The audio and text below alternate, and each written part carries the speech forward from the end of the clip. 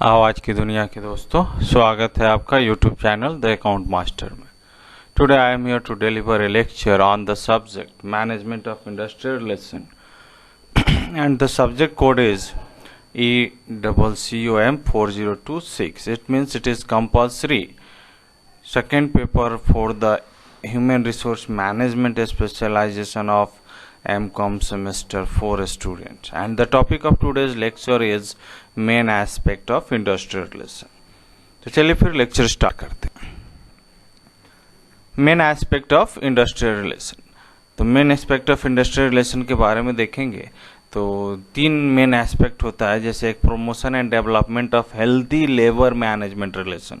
Organisation में management और labour के बीच में जो रिलेशन होता है उस रिलेशन को हेल्दी एस्टैब्लिश करना, ये सबसे इम्पॉर्टेंट एस्पेक्ट होता है इंडस्ट्रियल रिलेशन का। ठीक है। सेकेंड है maintenance of industrial peace and avoidance of industrial strike.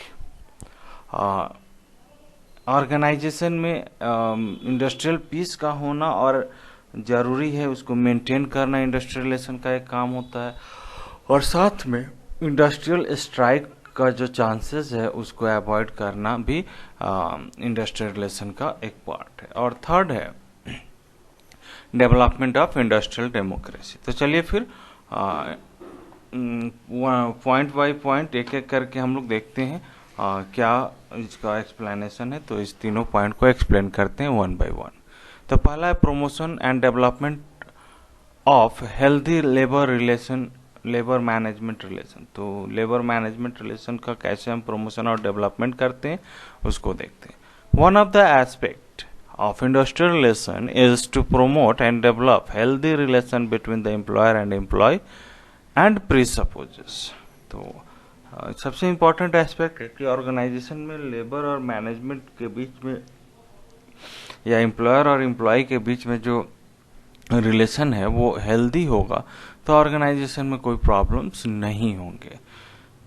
तो हेल्दी कैसे होगा? तो पहला है स्पिरिट और collective bargaining and willingness to take recourse of voluntary arbitration। तो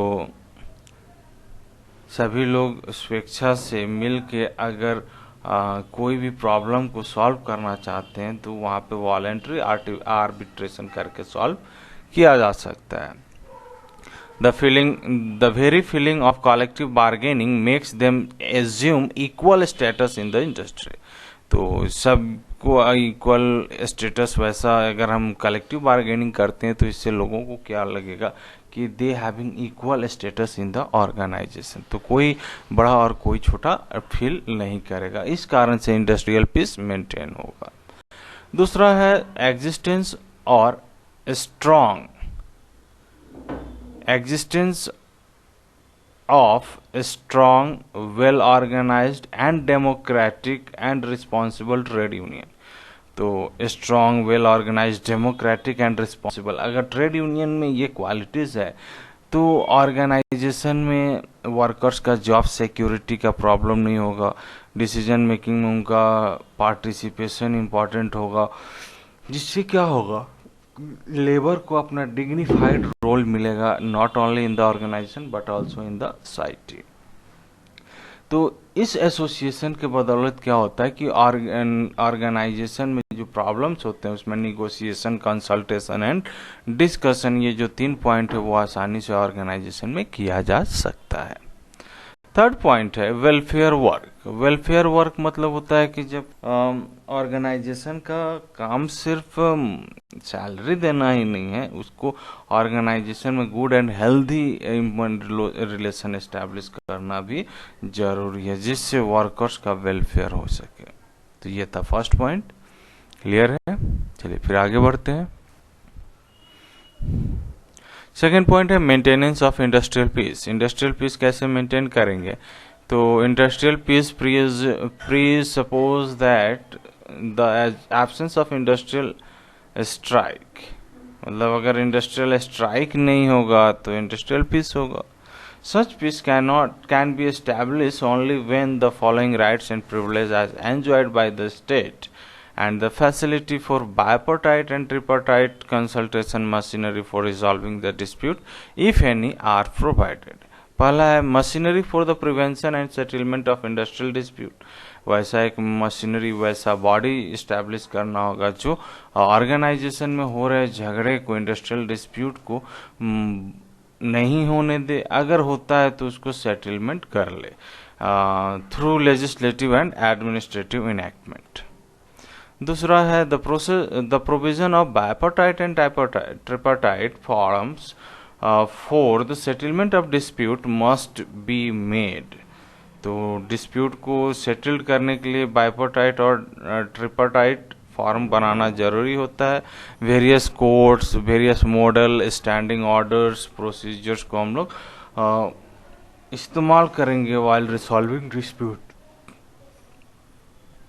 थर्ड है appropriate government must have sufficient power. जो गवर्नमेंट है उसके पास सफिशिएंट पावर होना चाहिए ताकि वो आर्बिट्रेशन कर सके या जो भी इंडस्ट्रीज के रिलेटेड इंटरेस्ट है उसको वो नेसेसरली फील कर सके। Government must not allow any group of industry to stop production due to strike और लॉकआउट। तो गवर्नमेंट को ऐसा नहीं करना चाहिए कि स्ट्राइक हो रहा है तो बंद कर दो प्रोडक्शन। तो that is worst situation for the economy. Next है implementation cell and evaluation committees must be established. Implementation cell और इवैल्यूएशन कमिटी होना जरूरी है। वो क्या करेगी, क्या रीजन था, क्यों झगड़े हुए, क्या रीजन है स्ट्राइक होने का, उसको इवैल्यूएट करेगा और जो कमियां रह गई है उसको सॉल्व करेगा। That is implementation cell and evaluation committee. Clear है? चलिए नेक्स्ट पॉइंट है development of industrial democracy. Industrial democracy कैसे डेवलप होगा, तो उसके लिए हम लोग देखते हैं कि इंडस्ट्रियल डेमोक्रेसी मतलब होता है जहाँ पे लेबर को राइट है एसोसिएट विथ मैनेजमेंट होने का। तो कैसे होगा, तो in this connection following techniques are usually adopted. पहला है establishment of shop council and joint management council. तो हम ऐसा काउंसिल का एस्टेब्लिशमेंट करें जहाँ पे वर्कर्स को लगे कि they are doing level based with the management regarding mutual consultation and understanding the problems। इससे क्या होगा कि ऑर्गेनाइजेशन में इंडस्ट्रियल डेमोक्रेसी का क्लाइमेट क्रिएट होगा। Increase in labour productivity through various में लेबर प्रोडक्टिविटी इंक्रीज करके, recognising the labour not as a commodity but as a human being. अगर लेबर को हम कमोडिटी नहीं ह्यूमन बीइंग की तरह इस्तेमाल करेंगे तो उनको लगेगा कि उनका सेल्फ रिस्पेक्ट, उनका बात को समझा जा रहा है ऑर्गेनाइजेशन के द्वारा, तो डेमोक्रेसी वो इंडस्ट्रियल डेमोक्रेसी का पार्ट कहलाएंगे। The material and social environment to which the workers adjust and adapt himself while work must be available. तो जहाँ पे वो काम कर रहे हैं वहाँ पे काम होना चाहिए। ऐसा नहीं कि काम कर रहे हैं कोई काम ही नहीं है तो बैठे रहेंगे तो कुछ काम नहीं होगा तो दे हैव, जिसे कहा जाता है खाली मन शैतान का, तो वो that is the worst situation for the organisation. और सबसे लास्ट में अकॉर्डिंग टू लेस्टर के अनुसार industrial relation involves attempt to arrive at solution. Industrial relation का मतलब होता है सॉल्यूशन तक पहुंचना between the conflicting objective and values. जब झगड़े हो रहे हैं, जब दो लोगों के ऑब्जेक्टिव के बीच में आपस में कॉन्फ्लिक्ट हो रहा है, उसको सॉल्व करना between profit motive and social gain, profit motive और सोशल गेन के बीच में हम सॉल्यूशन फाइंड आउट करना, डिसिप्लिन और फ्रीडम के बीच में, अथॉरिटी एंड इंडस्ट्रियल डेमोक्रेसी के बीच में, बार्गेनिंग एंड कोऑपरेशन के बीच में, conflicting interest of the individual and the group and the community. तो इनके बीच में सॉल्यूशन फाइंड आउट करना ही इंडस्ट्रियल रिलेशन कहलाता है। क्लियर है? I hope this lecture clears all doubt relating to the aspect of industrial relation. Thanking you, be happy and make someone happy. Have a great day. Thank you.